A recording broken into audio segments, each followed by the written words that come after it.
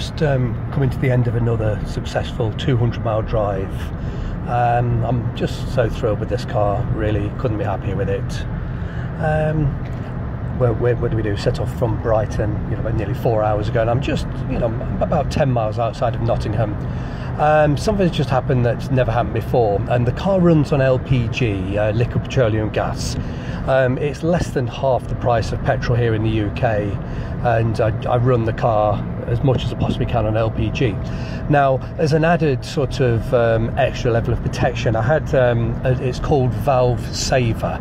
It's because LPG doesn't have the same level of valve sort of protection additives that a modern petrol has. I've had this Valve Saver fitted, and it's sort of electronically digitally controlled, and it just injects a tiny little bit of very, very fine mist of oil into each cylinder and each stroke, and the car holds around about half a litre, I think, and that lasts about 1,000 miles. Now, when it runs out, when the oil runs out, the car automatically shuts off the LPG and reverts back to petrol. Thankfully, we do have half a tank. I've got half a tank of petrol. I always try and keep some. And the car, when it's on LPG, it has to start on gas. You cannot start, no, I'm saying this wrong, sorry. It has to start on petrol, and then after a couple of minutes, it automatically changes onto the LPG gas. You cannot start on gas. So you always have to keep a little bit of petrol in there. But I'm in the habit of keeping petrol in my LPG car, just on the off chance that a solenoid or something will break on the LPG system. You're then stranded with no petrol. So automatically this car just switched off. What happened? If I just angle the camera down whilst I'm looking at the road, there's a little red light just here.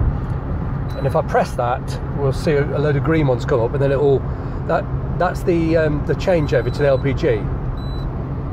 But it's beeping because it's actually not running LPG. It's only ran on LPG for a few seconds. So it's back on petrol. Let's just switch that off. So it's back on petrol. It will not run on LPG whilst it's not getting that valve lubricant, which is perfectly fine. That's what I paid for. I do not want to risk ruining the valves on this head. I do a high mileage, and if you're only doing 2,000 or 3,000 miles a year, you're not going to wreck it. But I do 2,000 or 3,000 a month at least. So I'll soon ruin this head on LPG without the Valve Saver.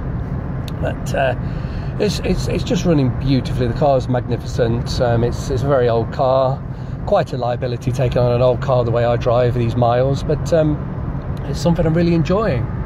So I think I said last week when I was just finishing this long journey that it wouldn't be many weeks before my business would be closed down again due to COVID-19. It's a week later and I feel even more strongly that we're going to get closed down.